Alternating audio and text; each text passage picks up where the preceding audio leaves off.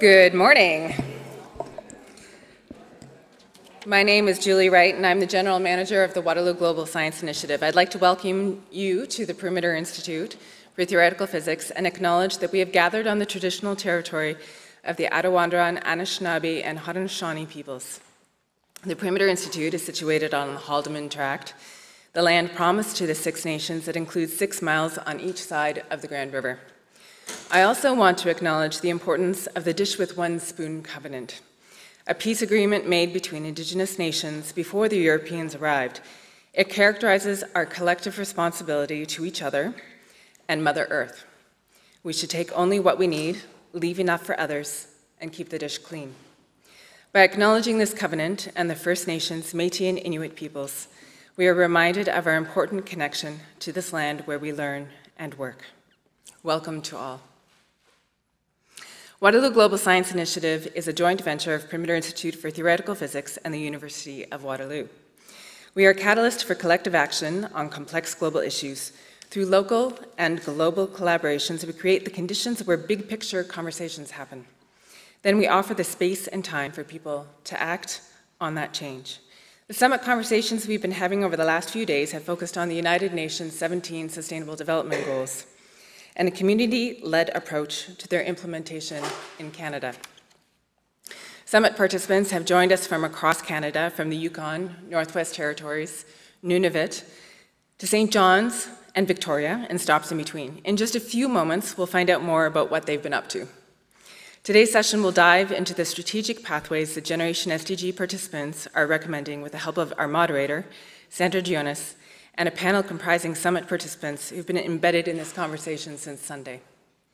Along the way, we heard from Catherine Wilkinson on how we can reverse global warming through Project Drawdown, and Ingrid Waldron led us through the impacts of environmental racism and the politics of waste in Nova Scotia.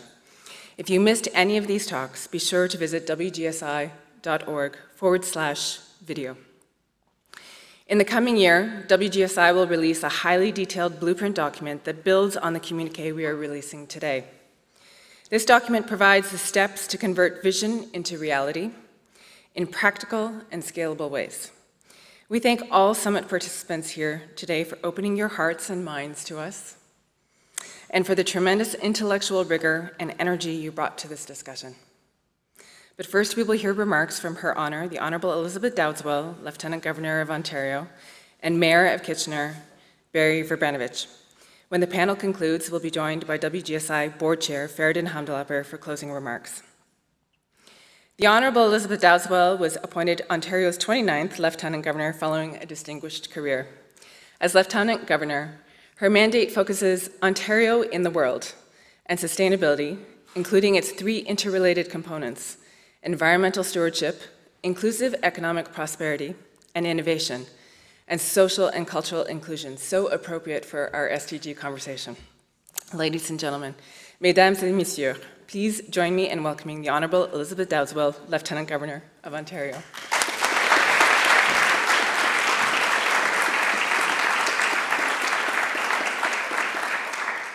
Thank you very much, Julie, for that kind introduction. Thank you also for your acknowledgement of the ancient and enduring presence of First Nations people in this land. It's such an important prerequisite for achieving the imperative of reconciliation.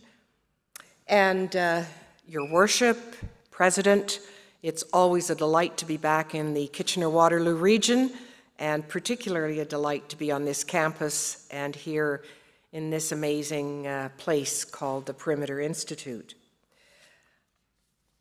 At this summit, as it draws to a close, I'm delighted to be here to hear the results that you've achieved over the last couple of days. It's such a vital and timely topic, and I certainly won't attempt to talk about what sustainability is and how it needs to happen and all of those things. That's what you've been doing, and I understand from several people that the sheer amount of energy, enthusiasm, and intellect that has been poured into the conversations is one that I will certainly appreciate. So I really come to offer two simple closing messages, and they come from the work that I'm currently doing. The first message is that I want to validate the necessity of your work. During my time as Lieutenant Governor, I've had the opportunity to visit communities across this vast, diverse, and fascinating province, and in doing so, I've met thousands of Ontarians of all ages, backgrounds, interests, and more. And while the precise nature of their wants and their fears and their hopes may differ, they do share a common basis. They want their province, their country, and their world to work for everyone, where children have enough to eat, are healthy, and are educated, where young people are respected, can find jobs, and can afford to live in their communities, where older adults can age in place with good health care and amenities, where immigrants are received with open arms, open hearts, and open minds, and where good, honest, hard-working people facing change and disruption on such an immense scale and pace can maintain a dignified standard of living. So that's what the people that I see want. But they also have fear. Fear that despite the march of progress, so much more has to be done. Let me give you 3 examples. They're from Ontario, but they have parallels throughout the world. Last summer, I visited Greenstone, a small northern municipality. A new mine is being built there, bringing jobs and money. Yet, when I spent some time with the local Women's Association, what came through in our conversation was their fear of the things that would accompany that economic development. They feared human trafficking, drug use, domestic violence. Or consider Prince Edward County, a beautiful destination for foodies and urbanites looking to get away for the weekend. But it has high rates of hidden hunger. Local food banks fear being unable to meet the demand. And in our provincial capital, Toronto, growth has brought opportunity, but also congestion, pollution, higher rents and costs of living. People, young people especially, fear that they may be unable to make a go of it.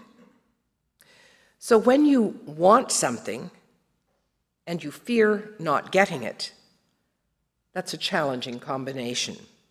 It's so easy to lapse into the negative, blaming others, scapegoating, being filled with anger and resentment.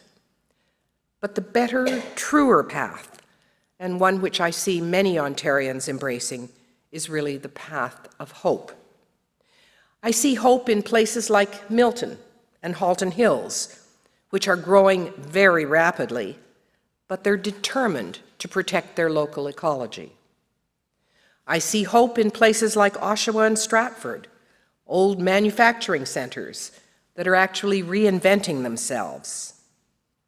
And I see hope in people like Autumn Peltier, a 13-year-old girl from Wikwemikong First Nation on Manitoulin Island. She was the one who just last month addressed the United Nations General Assembly in New York on World Water Day, passionate and eloquent in advocating for clean water and the life that it safeguards. Those are just examples of the hope that Ontarians have within them to rise to the economic, social, and environmental challenges that we face here at home and throughout the world. Now, they all have different names for it. They may not call it what you have been calling it, but I think it's evidence that they actually understand and care about sustainability, because they want a province and a world that is sustainable, where we can plan for and achieve a future in which prosperity is realized fairly by all, where no one feels left out, and where the environment thrives under our mutual care. So the SDGs, as you well know, are universally agreed upon, globally applicable, and a vehicle for really achieving sustainability, especially when they are looked at holistically and systemically.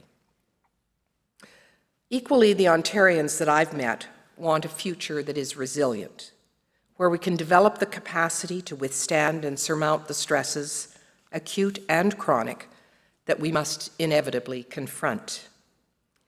That's what I mean by validating your work. It's not simply saying that what you're doing is important or interesting. You already know that, otherwise you wouldn't be here. But I hope what I'm trying to say is that your work is aligned perfectly with what people across this province, and I think across this world, actually need. Which brings me to the second message that I want to provide. Our province and our world need people like you to actually take up the torch. Being here, listening, and contributing to this summit's proceedings are, of course, a demonstration of your commitment. But this summit is, as I'm sure all of you recognize, just one step on the journey. So as you return to your communities, your fields of work and study, your families, friends, and networks, I hope that you'll find ways to vigorously apply what you've learned here. And perhaps you can make it a little more real if you actually draw up some specific actions that you can take. And here I'm not talking about you as a group that you belong to, I'm talking specifically about you as an individual. So, for example, I hope that you will go home and commit to actually talking about the SDGs. Not just talking with like-minded colleagues, like people who've been here, but talking with people from different ways of life. How about talking to your next-door neighbor? Do they know what Sustainable Development Goals really are? If you can get beyond the rhetoric of the goal itself and talk about the intent, then I think we'll find a lot more common ground. Our office, for example, is deliberately targeting the awareness of ordinary citizens in this province on the subject of the SDGs, because I fear that while NGOs, certain NGOs and academics have a good conversation, a good realization and awareness of the SDGs, if you approach the man on the street, I suspect you would find a lot less. And I think your own polling that was done in advance showed that something like only 11% of Canadians were actually aware of the SDGs. And that's clearly not good enough. Secondly, I hope that you will also learn more about the traditional knowledge and current perspectives of Indigenous peoples and how these might be better respected and mainstreamed. Because I think that this could be a real contribution, a way in, if you like, to the long journey of respectful reconciliation. Thirdly, I hope that you will take a cause that's dear to you, whether it's one that you're already involved in or one that you've always thought you should do something more about it and rigorously pursue it. For me, in our office, for example, one of those areas of unfinished business is the empowerment of women and girls. Fourthly, perhaps there are changes in your daily life that will allow you to tread more lightly on this earth and encourage others to do likewise. Like you, I was listening to the incredible statistics about our oceans at last week's Commonwealth Heads of Government meeting. Clearly, we all have the opportunity to take steps to reduce our plastic pollution. And finally, I think it's important to stay in touch with one another. You will understand completely that changing the world is not an easy task or one that you can do alone. And you'll need to be able to count on each other for advice, support, encouragement, and dare I say, friendship. And on that note, I would encourage you to check our website daily about our daily activities. And may I point out that just next week, for example, we're going to be unveiling a new art exhibit in the Lieutenant Governor's Suite, and the exhibit is on sustainability. It is curated by the amazing Bruce Mao, whom many of you might know from Massive Change, and it uses works from the Canada Council Art Bank. The publication that goes along with it is actually a series of 17 essays, inspirational short essays, on each of the goals, and they're written by people who have made a name for themselves internationally working on each of those goals. This will all preface some further work we'll be doing during the course of the year, salons, dinner conversations with a handful of people around each of the goals. And then at the end of the year, the beginning of 2019, the publication of a document that is my stories from what I've heard from individuals and institutions here in Ontario about the way in which they understand and are living sustainability. So I hope that that will also be encouraging to some of you, even those of you outside the province. It's all completely accessible. Achieving a world that works for everyone is going to require uncommon energy and resolve, but we really have no other choice. So let me close by repeating that old activist saying, if not us, who? And if not now, when? And I say that at this moment in time because I've been reminded just in the last 48 hours with the tragedy that we've experienced in Toronto, I've been reminded that Canada really is, Ontario is, Toronto is, a place where we actually can make a difference. We can spotlight and spearhead much of what it takes to bring about a just and sustainable community of others. Because while we've experienced tragedy, we've also had a chance to see the best of people. The best of people who are there to keep us safe, certainly, our first responders, but also we've seen what real community is all about. And at its heart, is that not what sustainability is about? It's about how we connect inclusive economic prosperity, social cohesion, environmental stewardship, how we connect those all to create quality of life, just communities for many more of the people on this planet.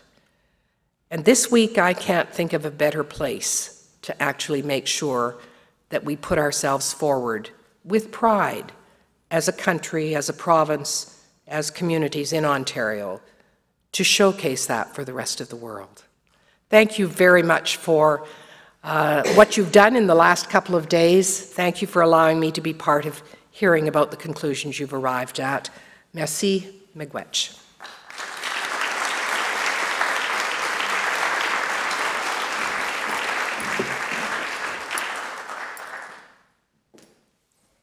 Thank you very much, Your Honour, for those reflections. And now we'll hear from His Worship, Mayor Barry Verbranovich.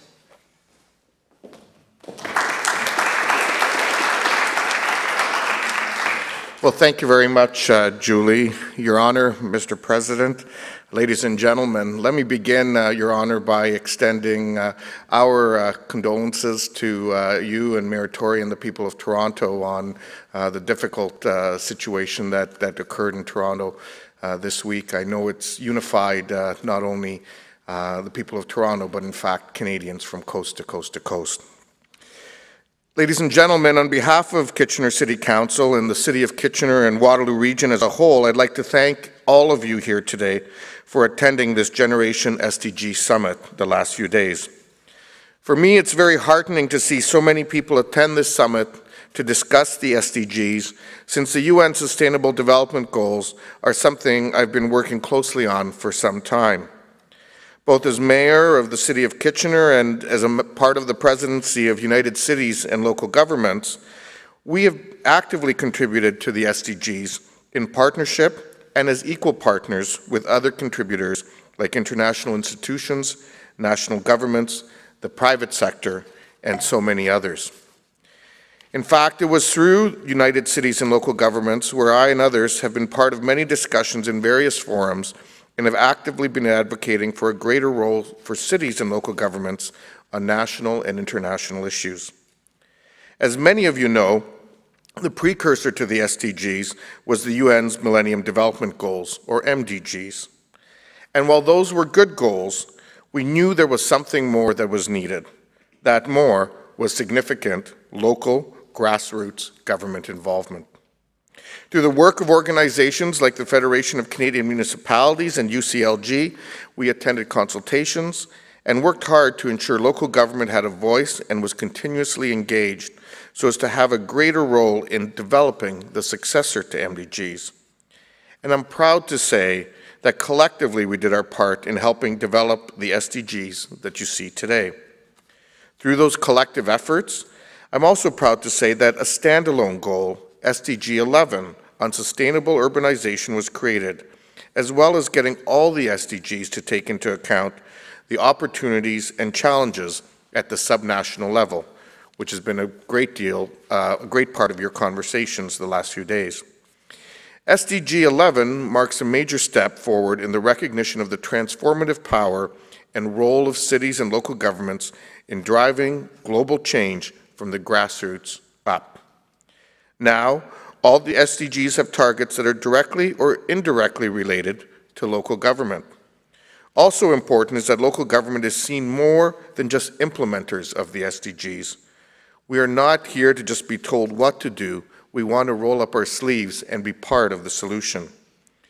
Through these SDGs, local governments are recognized as policymakers, leaders in transformation, and the order of government closest to the people who can actually create the change that these goals envision. We are the catalyst of change, together with civil society. Now that we have these SDGs, what do they mean in practical terms for local government? For our part, we see these SDGs as not only having links to local government, but also that they're interrelated. The best way I can explain it is through an example. The City of Kitchener recently approved a Digital Kitchener strategy.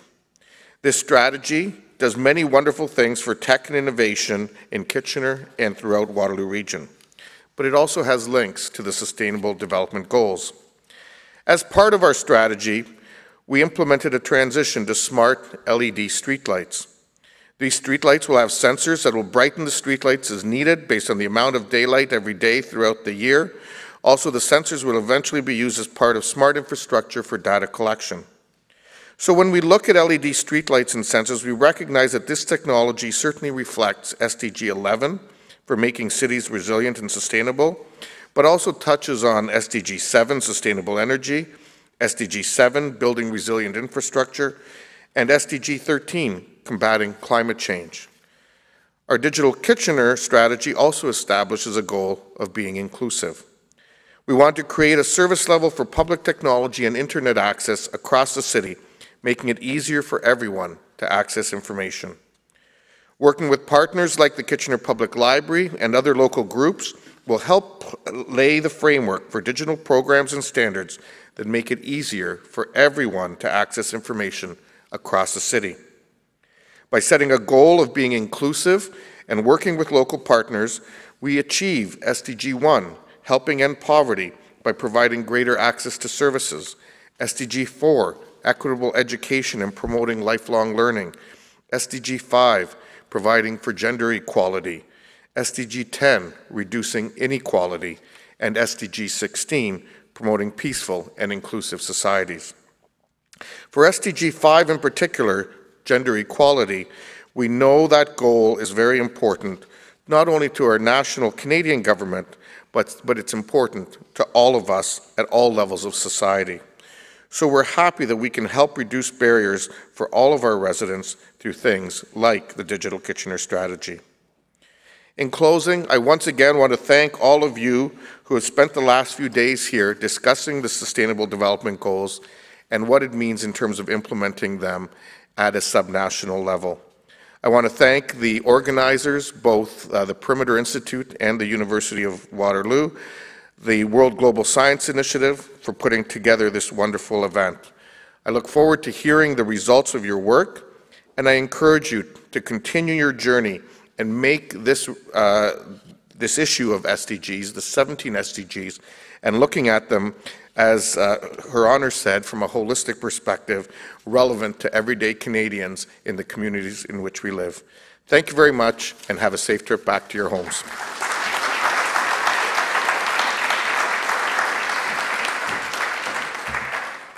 We are truly fortunate to have such SDG leadership in the community here. I truly appreciate that, Mayor Barry.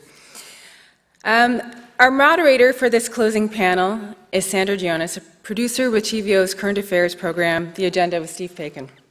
She's been a part of the WGSI TVO collaborations in the past and produced The Agenda's programs for our very first summit, Energy 2030, which took place in 2011.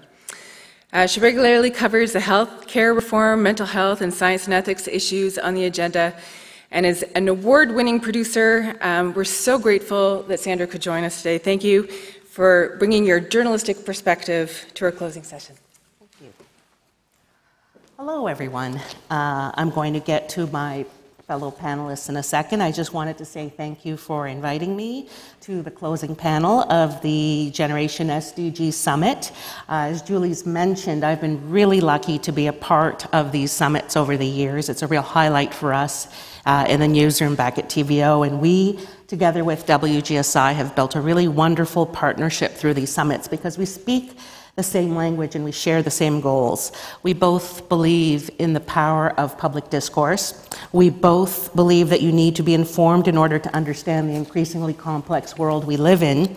And we both believe that an engaged citizenry has the potential to act, in many cases to act locally to make the world a better place. And so, as I was telling Julie and our panelists, I've really enjoyed over the years watching the delegates feverishly work together as they collaborate to create the prized communique of the summit, which I heard was recently finished, and congratulations to all of you. And this document is so important because it's the blueprint of shared goals and values and a plan on how to move forward. And so we, from TVO, are very proud to continue to be the broadcast partner of this initiative and look forward to future collaborations. And without further ado, I'd like to introduce our panel. Amelia Clark is an associate professor at the University of Waterloo. JP Bervoots is VP of Community Foundations of Canada. Brielle Bowden-Reimer is a citizen of the Métis Nation, and she's also a policy analyst with the Manitoba Métis Federation, and at the end there. And third here is Kaylee Taylor, who is with the International Institute for Sustainable Development and part of the Geneva 2030 Ecosystem Initiative. So please welcome our panel as we begin. Okay, I want to look at some of the goals themselves and talk about the successes and failures we have so far 2 years in to the 17 SDGs. And we found out this week that our Environment Commissioner here in Canada, Julie Gelfand, tabled a report showing that Canada hasn't made any significant progress in moving towards the SDGs. And also at the beginning of this summit on the weekend, our WGSI chair, Dr. Feridun Hamdullahpur, said the obstacles to SDGs are financial constraints, political will, and social apathy. So I want to go around the table here and ask all of you, which of these three factors, financial constraints, political will, and social apathy, do you think have been part of the reason why our nation as a whole has been unable to make any progress in the last couple of years? Amelia, I'll start with you. Sure. So yesterday when Julie Gelfand from the Auditor General's Office talked about the lack of preparation of Canada in terms of implementing the SDGs, she was really looking at, have we put the pieces in place federally to think about how we're going to implement this in this country? Have we created Canadian targets to modify them to think about what it means here? Have we put in a monitoring mechanism? Is the federal government working with the provincial government, etc.? And so coming back to your question of where's the failure, I think we really need a national strategy around this. And so we need something that's looking at what can the federal government do, what can the provincial governments do, what can civil society, academia, all of us do, and bring that conversation around SDG implementation to the forefront. So the political will hasn't just been formulated yet? Political will is a piece of the story, but I actually think it's a larger enabling environment. Okay. They were adopted at a time when we were in a federal election, so you have to remember that it wasn't on the media's attention at that moment. Okay. So now we are at a place where there is actually a lot happening in this country. So how can we leverage that and collaboratively work on this together? Brielle, what would you say some of those obstacles have been in just not being able to break through and feel like we're making progress? I think that one of the, I'm just going to draw it back to the financial, the political, and social, and I think that for Indigenous communities in Canada, and I'm going to speak more, I'm going to use the language that kind of governs the Indigenous peoples in this country, so I'm going to use the term Aboriginal because it's reflective of our constitutional obligation towards Aboriginal people, being First Nations, Métis, and Inuit. And I think that it touches on all of those three aspects that you brought up. And I think one of the largest barriers and challenges that we've come across throughout our discussions is the systematic barriers, and then how that kind of funnels into the financial and social aspects of it, about how those aspects are translated. And specifically those barriers, if I can just point out a few, lie within legislation, they lie within government policies and regulations of municipalities and communities. And then lastly, it's the relationship between all three of those, all four of those, even if I can say, and the nations to nations kind of relationship that should be there. Okay. Kaylee, what would you say some of the obstacles have been? Well, I think that the beauty of the SDGs and also the challenge is that they are so complex and systemic and integrated. And so when we look at kind of buckets of challenges, it's no one, certainly, and it's no one actor that can achieve them. It really comes down to all of it. So it's much more complex than that, and I think there's a lot of beauty in that complexity. Okay. JP, you get the last word. I mean, I think there's no question that in so many communities across the country, we're failing to meet and to overcome the challenges identified by the SDGs.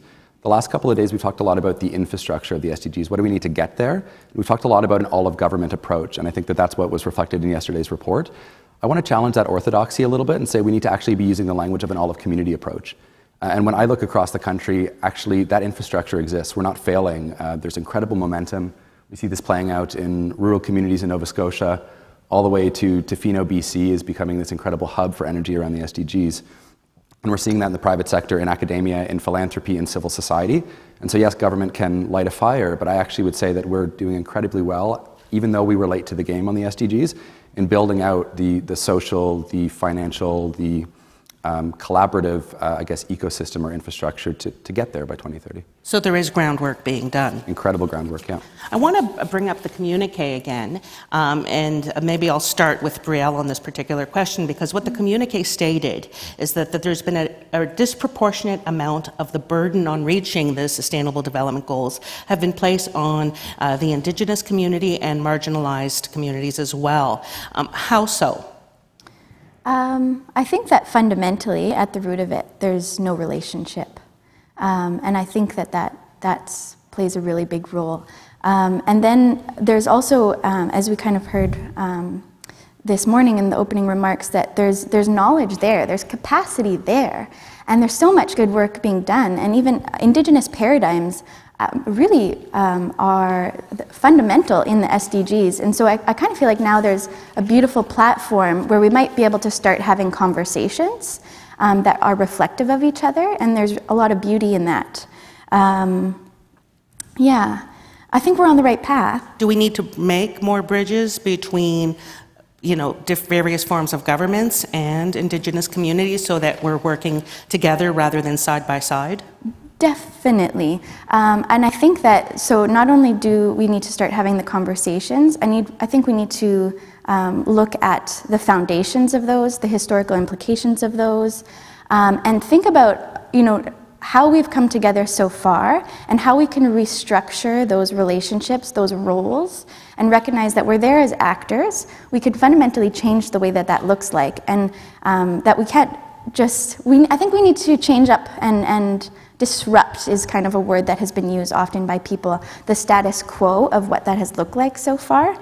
And I think that part of it is the education of kind of mainstream society regarding the diversity of the Indigenous ecosystem in Canada. Okay.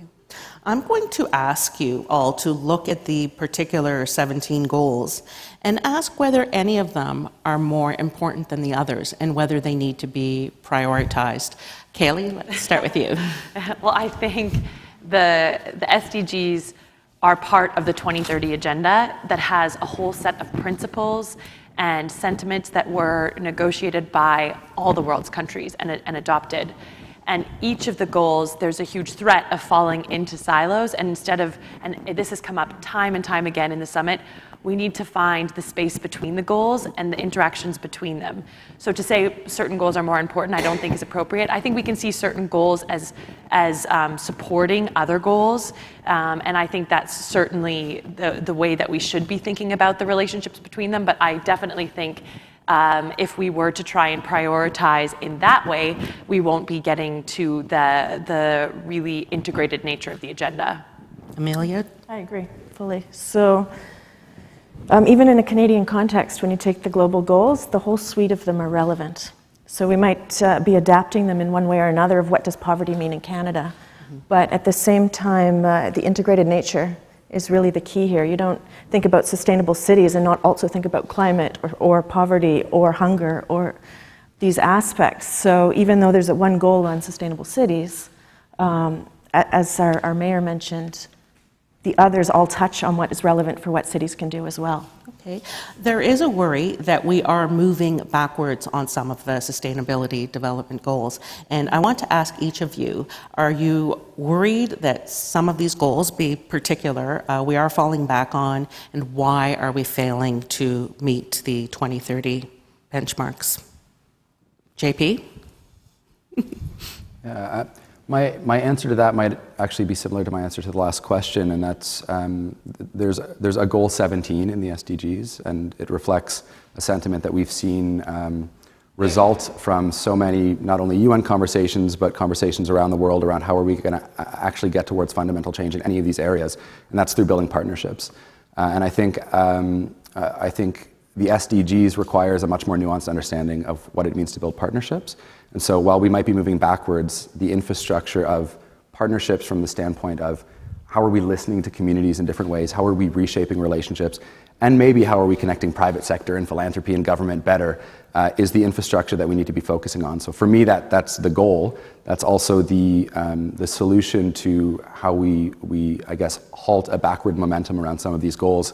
Find the interconnectivity and the intersectionality that you mentioned should exist between these goals. That's really what makes the SDGs unique and quite powerful, is that there are 17, but actually these are all interconnected, and build the relational infrastructure we need to move forward across the board. Okay, Kaylee? To parlay on JP just a little bit, and in the partnerships work that we were looking at, one of the things that we found central is this idea of healing.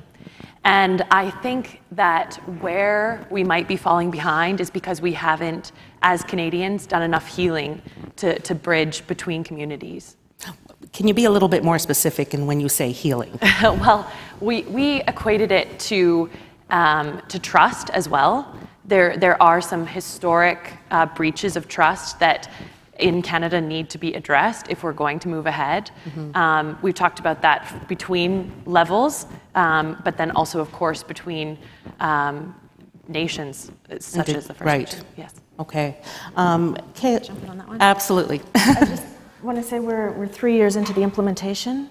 So when we can say we're falling behind, I actually think we need to look forward and say there's still time to go in the right direction here. Steer the ship. Yeah, because really we're at a place where we've benchmarked where we are. And now how do we, in the next years, make sure we're on the right track going forward, instead of looking back and going, we're not there yet. Looking at, you're going to go home after today and you're going to go back to your daily challenges. What's the biggest challenge you face in your work to meet the sustainability goals? I'll start with you, Brielle. Yeah, I think that, first of all, there's no dialogue about the Sustainable Development Goals. We heard that there's about 11% of Canadians that you would ask that would answer that they knew about the Sustainable Development Goals. And in our communities, and we had some representatives from First Nation community here also, and other Métis people as part of our group. And I don't think that there's a consciousness of Sustainable Development Goals.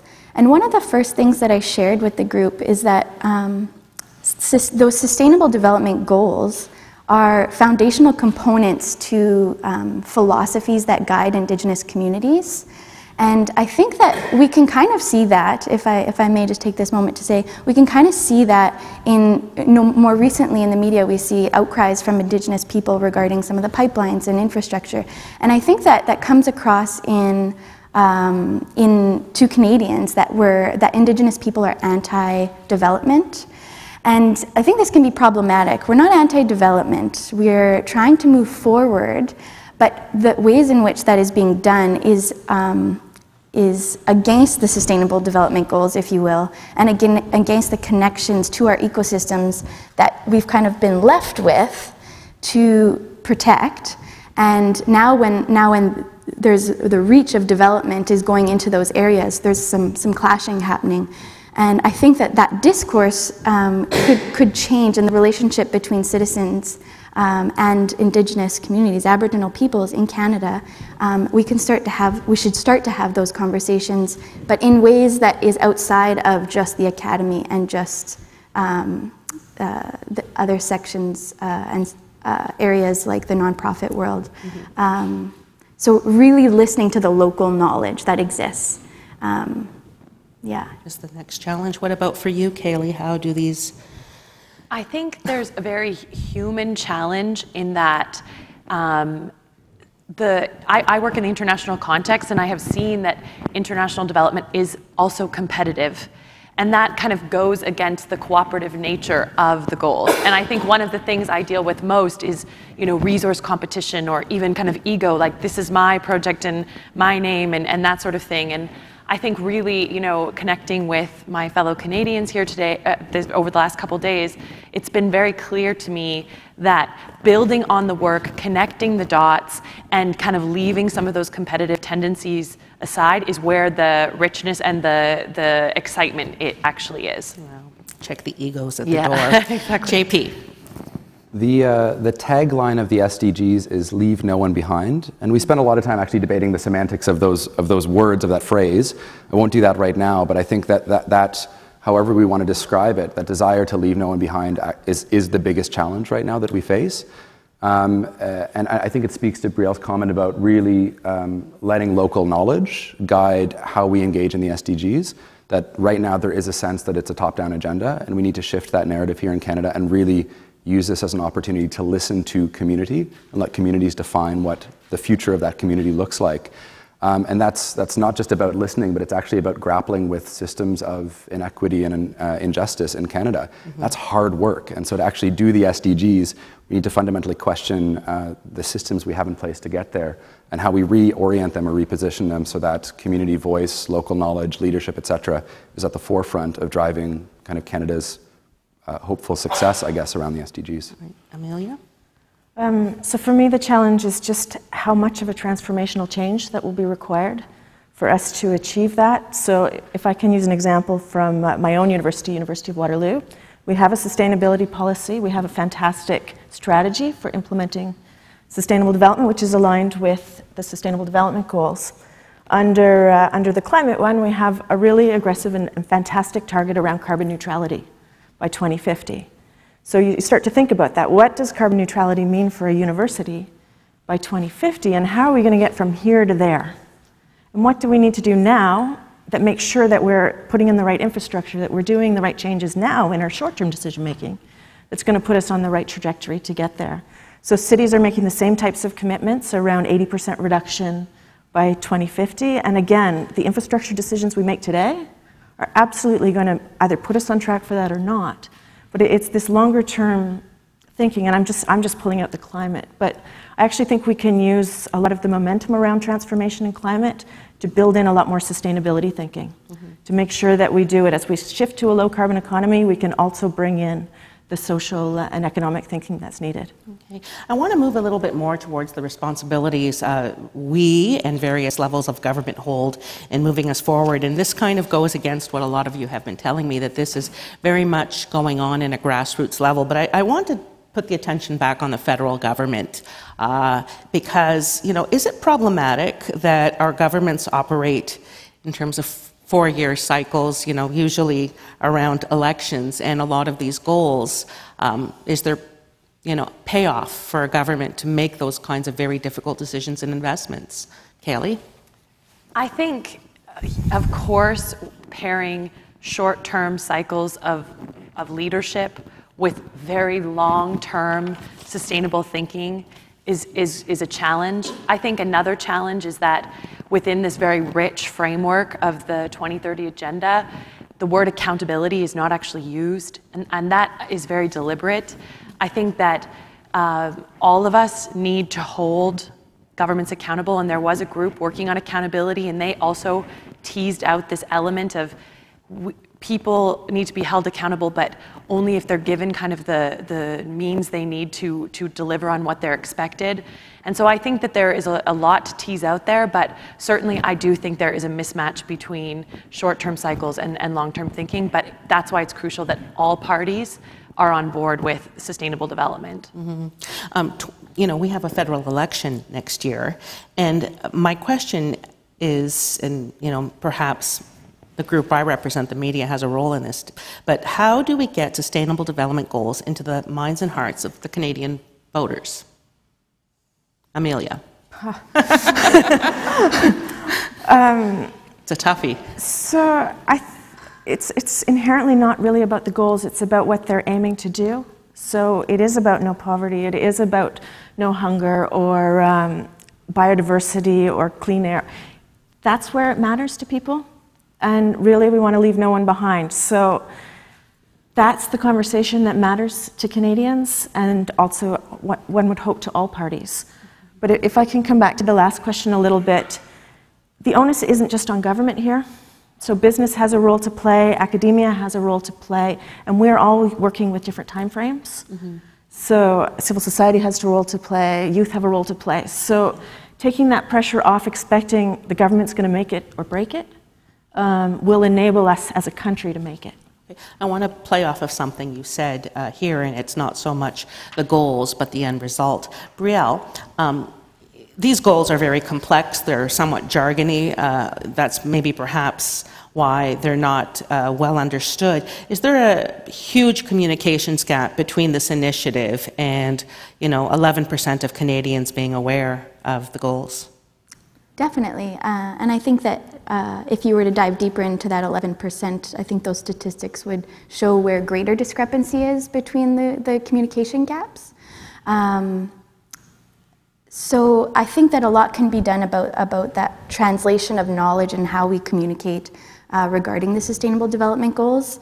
I think there's an excellent opportunity for bridging in that knowledge translation to communities and to, you know, from whatever scope you're looking at. Yeah. So how do we bridge that gap? How do we make people understand that there are 17 goals and there's a time frame in order to meet them? Kaylee? One of my favorite things that came out of this was meet people where they're at. You know, don't make them come to the agenda. Find ways that we can take the agenda to where they're at. Some of the cool ideas were around using social media influencers that already exist, or using religious leaders who speak to large communities, thinking about farmer associations and how they might talk about it and make it relevant to their audiences, and about the impacts, not necessarily that they need to know what all 17 goals are. Was there any discussion during the last few days in terms of how to make sure that this is on the agenda in the next federal election and that people understand what's at stake? JP? I think it's on the agenda. So sorry, I'm always sort of flipping orthodoxies or challenging questions. The SDGs are the things that Canadians, regardless of political affiliation, care about. When you watch the parties debate, they're talking about the economy, they're talking about the environment, they're talking about health and wellness, they're talking about human rights. These are fundamental issues that all parties are grappling at understanding and coming up with a set of solutions for. And I think that that's where we need to meet the average person, citizen at. Above and beyond that, the SDGs is an incredible community framework, institutional framework, national framework, international framework. It provides us a common language, a common measurement system. There's so many things that I think will allow the SDGs as a framework to bubble to the surface.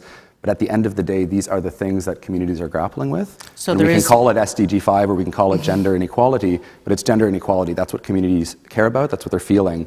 And so, if we don't get to a uniform understanding of what SDG 5 is and what the sub-indicators are and so forth in the next year or two or through the next election cycle, I think that's okay. So there's still value in applying these kinds of measurements, even if the population doesn't, the majority of Canadians don't understand what's at play. We had an incredibly brilliant and diverse group from across sectors that has spent 12 to 18 hours a day together for the last 4 days. And that common language and that common framework allowed that to happen. That's not a conversation that would have happened in the same way in 2013 or 2014. And so I think these things are going to bubble to the surface, but there's a lot of momentum that's happening and a lot of value to both understanding that we have a common framework, which is great for building partnerships and relationships, but that actually these goals are the things that everybody cares about, regardless of political affiliation. We mentioned earlier, you mentioned the topic of pipelines, and that takes me to industry and the role industry can play.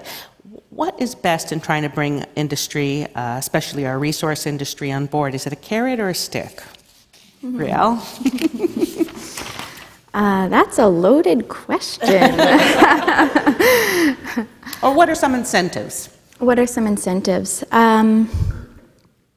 Well, I think change is kind of what drives a lot of communities, the economic change, the economic growth, to be able to do the things and leverage the things that those communities want to do. And many of those are around sustainable development goals. So I'm not going to get too much into that because I think that it could be a very messy question, or a messy answer rather. It is a messy question too. But I think that in light of the what we've kind of talked about, I think that ultimately the building of those relationships and not just the accommodation of those relationships or for those relationships is key. And the fact that we're going to journey on this together to answer some of these larger scale questions, and it's going to be messy, but that's not a sign that it's not working. It's a sign that we need to push harder and through that and keep listening. That's a good answer. Good. I want just as we start to come to the home stretch here and wrap up this discussion, I want to talk about some of the bigger obstacles that exist in the world, aside from our local communities and aside from our national goals. We were a signatory to these goals, along with the other 193 member states at the UN, except for one, the United States. And so when you look at some of these goals, such as climate action and the health of our oceans, I mean, that can't be done alone by national actors. Can we do this without American cooperation? Kaylee? So I'll just clarify. The U.S. is a signatory to the SDGs, but they did pull out of the Paris Accord. Right. Or in the process of doing that. I think what we're seeing with the United States is that there is more momentum than any one country is capable of slowing or changing. When the U.S. announced in June that they were going to be pulling out of the Paris Accord, there was a whole host of cities that said, we're going to implement it. When the U.S. announced huge reductions to family planning funding, Nordic countries stepped in and funded. So I'm not as worried. They might just be behind when they catch up. Okay. Also, this we signed this in 2015, and 3 short years later, we live in a very different place. There's a very strong anti-globalist sentiment across the world, in the United States and in Europe, and the UN and its efforts, such as this one, are in the crosshairs. Is this going to stand as an obstacle in terms of getting more buy-in to reach these goals? JP? I mean, again, every country has signed on to these goals, and I think by localizing them and making them meaningful at a community level, if an election cycle or a particular leader decides to go one way or the other, it's irrelevant, because communities are connecting to communities. We've got coastal communities on the west coast of Canada that are connecting with communities in New Zealand to explore how they can together think about and mitigate the impacts of climate change on their coastal ecology. There's a new level of relationships at the community level that is forging as a result of these goals, or perhaps as a result of just what's playing out in the world. And that new infrastructure is actually what's going to get us towards meeting these goals. Obviously, governments need to play an enabling environment, but for every force that we've seen take place south of the border over the last little bit, there's been a much stronger counterforce. That's amazing. Amelia? Just add on the local level, so the BCIC, do I have it right, Mike? One of the organizations that was here was telling me the stories around, they're looking at the local level and the city plans, their sustainability plans, and how well do they align with the SDGs. And for the most part, a lot of what's happening already in cities aligns very nicely. On the other hand, the conversation around sustainable development that's happening globally includes concepts like gender. And so what I heard is when Revelstoke did this analysis, they added gender back in. So it enabled a thinking of, okay, what can we learn from the global conversation? It might be relevant local, but on the other hand, the majority of what we're doing already is touching those topics. Now how do we make sure that we're on the right track is the next conversation. Are the local initiatives and the partnerships that are happening transnationally, aside from governments, enough to power us to the finish line? Yes. Yes, you say yes. You're an optimist. Okay, one last thing. We have much work to do in creating better nation-to-nation policies with Indigenous Canadians. And as we learned during the Truth and Reconciliation Committee, Justice Murray Sinclair warned that the work ahead will really take generations. And our goals with the SDGs have a square 2030 deadline. How do you remedy that? Brielle? How do you remedy what exactly? Well, how do you remedy the work that has to be done, such as reducing inequality, bringing clean water to communities, ending hunger, which Justice Sinclair felt is generational work. It's not going to happen in 12 years. And yet our goals are such that we feel we must reach those goals in 12 years. Yeah, I think they're important stepping stones. And I think that throughout these past few days, we've kind of realized and heard from people who have been in this field for a long time that it's not something that the work will end at 2030. We're going to check in and see where we're at and make sure we get as close to it. And I think that, again, it's really about the relationships, building those relationships and knowing that they take a long time. So when Murray Sinclair says they're going to take a long time,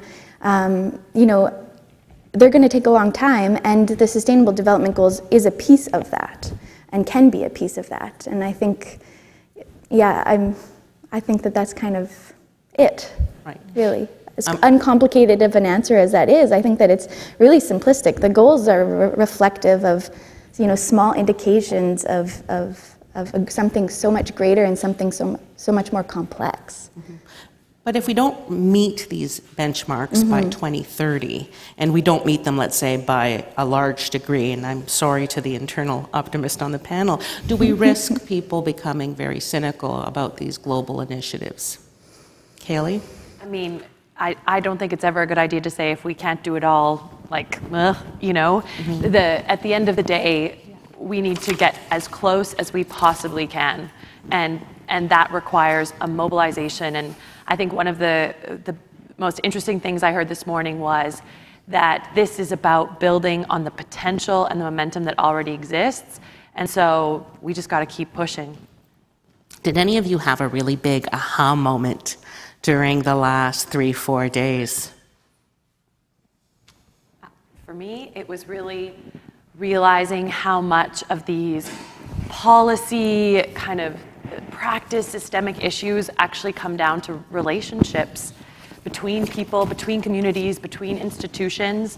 And I think for me that was a really great way to frame some of the work I need to do, is focus on how strong and how much trust and healing is in those relationships. Okay. Amelia Clark, J.P. Bear-Voots, Kaylee Taylor, and Brielle Bowden-Reimer. I hope you all stay in touch and maintain those relationships. That's been our panel for today, and I thank you all for being here.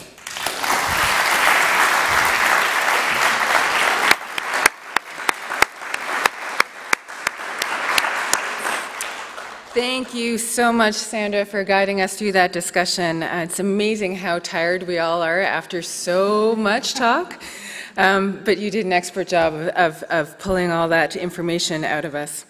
And to all the summit participants here, our panelists, thank you for representing your peers from the week's conversations, and for representing the conversations that we had, the findings that have emerged from the summit. And now, in closing the Generation SDG Summit, please welcome back to the podium the Chair of the Waterloo Global Science Initiative and President and Vice Chancellor of the University of Waterloo, Dr. Faridun Hamdullahfar.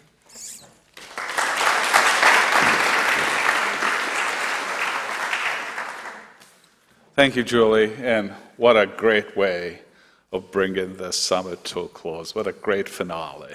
It's just, the brass and, everything, they were flying here. Fantastic. When we started thinking about how these two great institutions in this region, being side by side, sharing so many common elements of our existence, and in a way doing just fine and doing what we do so well, and how do we put those together and create something different, something more impactful, something more meaningful. So the whole idea of Waterloo Global Summit Initiative was truly an initiative. It was an idea, and that idea came to being from a very simple question: why not? Here's one institution who's in, at that time we weren't 60 years old, but today, just 60 years old, done some marvelous things, and itself came to a being from the same question of why not.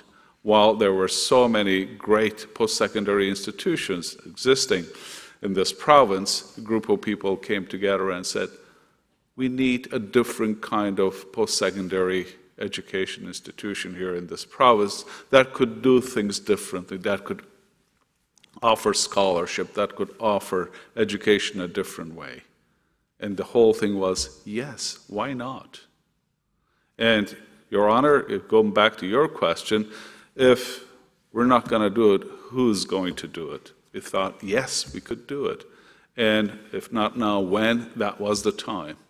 Perimeter Institution followed a very similar pathway. While there were so many great theoretical physics institutions in the world, I thought this is a great place to have this. That institution will deal with some very important, very curious problems, or deal with some questions, try to find some questions that may not even be questions existing yet. And can you imagine the power of bringing these two institutions together around one central core? And that is, what can we do for broader societies, broader groups, broader environment outside our own institutions? University of Waterloo, as I mentioned, is very proud over the past 60 years to offer the kind of, very innovative, very different, very unconventional education to hundreds of thousands of students. At the same time, be very proud while we are dealing with, at the very core, fundamental level of scholarship, being in sciences or humanities, we are also we have been able to translate it into something that anybody could say, well, I'm benefiting from this. And to be able to bring those together, we said, well, we need this Global Summit initiative that we can deal with issues that are far greater than the ability of these individual institutions to be able to deal with. So that was the idea behind this initiative. Then our search started. What are we going to deal with? What will be the big question that we will bring our members, our scientists, our researchers, our students, everybody, so that we are really identifying some big issues, big global issues, but we are putting science behind it.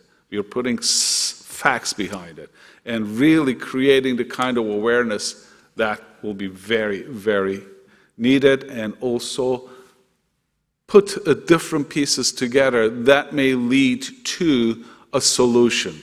Not necessarily a solution, but a pathway, pieces, the puzzle that may lead to a solution. So in that regard, we started thinking about it, and among many things, whether it was water or nanotechnology, quantum, nuclear energy, food security, we thought the one that had the most commonality among all of these was, or the origin of many of these questions was energy. So our first summit in 2011 was about energy in general. I think it was fantastic. We had a lot of energy created at that summit. Then after that, we considered it to be very successful. We said, well, how can we broaden this? What will be the other element? And we found another E, that was education. Thought, well, education will play a really significant role, not in the conventional sense, but what will it look like, and how that education question could be embedded in everything else that we think as of global consequence and importance. After that, we went back to energy again because we thought that it was incomplete, the first one we did. Then, after our third one, we put our heads together and we thought quite a bit. Said, well, there's got to be something that could encompass a lot of these things, but is so core and so fundamental to every single person on this planet. And thanks to a number of people, we decided that, well, you know what? This wheel already exists. We don't need to reinvent a wheel to really mobilize this. SDG was there, and how do we then bring our unique footprint to this platform so that we will create more awareness, but at the same time, we will be able to bring people from various backgrounds, various areas of the world, and start really pushing this together.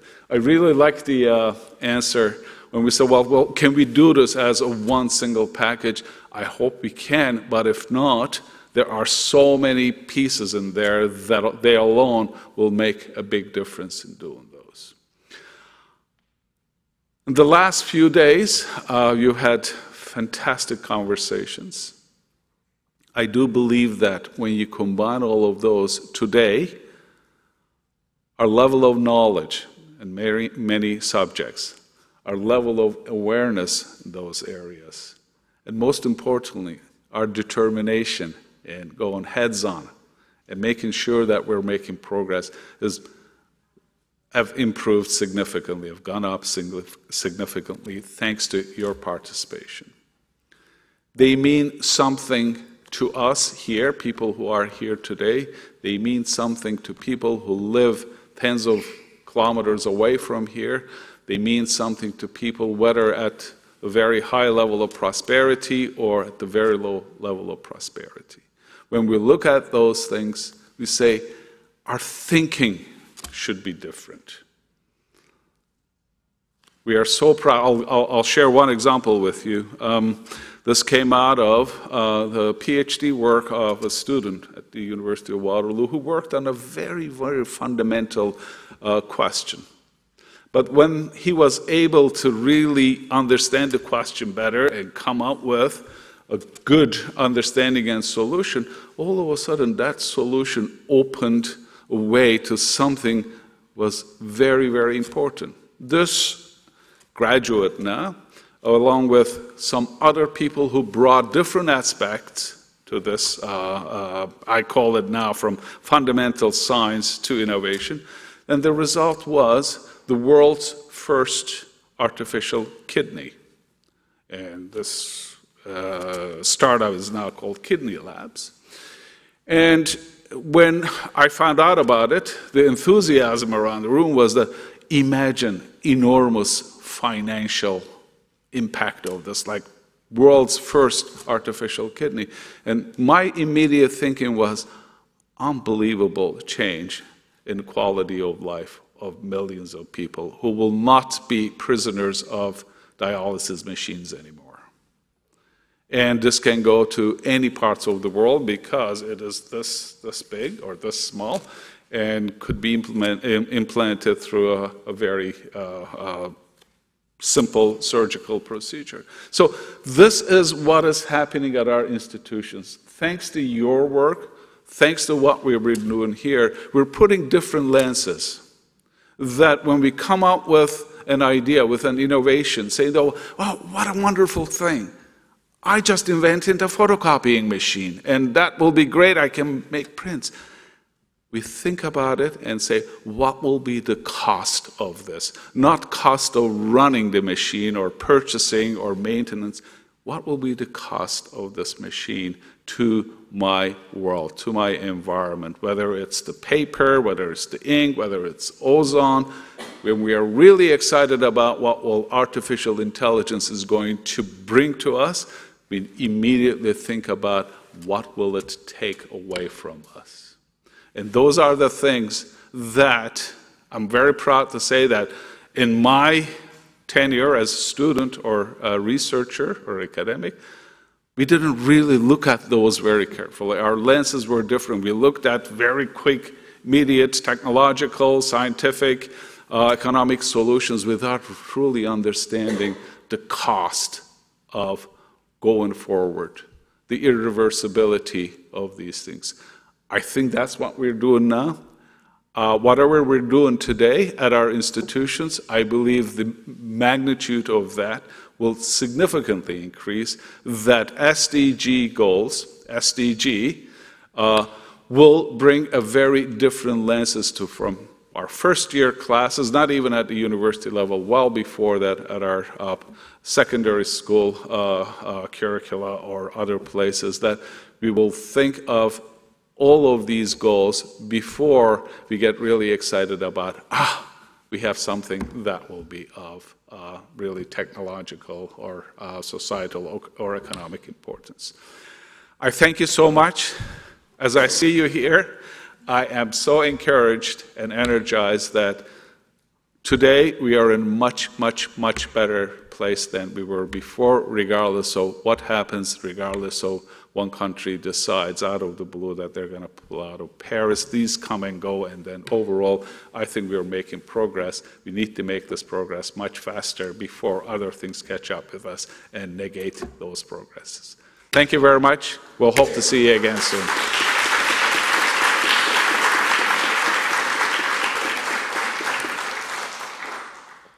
Of course, my colleagues who are here, they know that I often lie. I say I'm finished, but I'm not. I have one other thing to do, and this has got to do with Julie. We are here. This is what we were able to successfully accomplish this week. It was because of Julie's, and she had a team, but herself, Julie Wright, worked tirelessly, made sure that we were going to have this summit. Then the board of directors asked her some pointed questions. She was right there well before us. Not only did she answer those questions, she offered something else. She was well ahead of us. Julie, on behalf of the board and on behalf of everybody here, thank you so much for your time.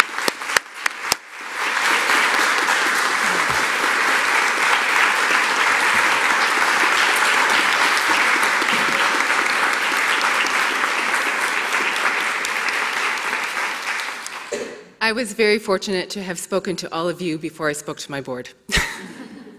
Now, in concluding this Summit Communique event, and on behalf of the entire WGSI team, please allow us to thank Her Honor for joining us, His Worship for his kind remarks, our President, our WGSI Board Chair, and the rest of our WGSI Board who couldn't be with us today, Dr. Neil Turok, Dr. Arthur Carty, Dr. Tom Brzostowski, and Michael Duchenne, our Summit Advisor, Margaret Biggs.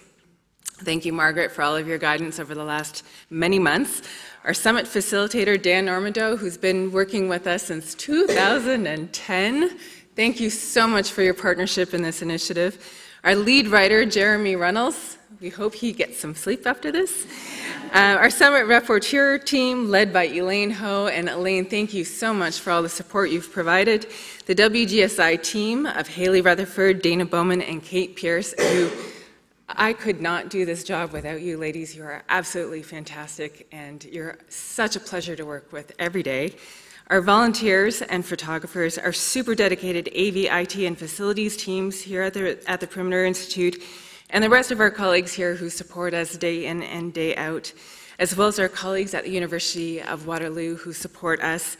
To the entire team from TVO's The Agenda with Steve Pagan and Sandra for joining us yet again.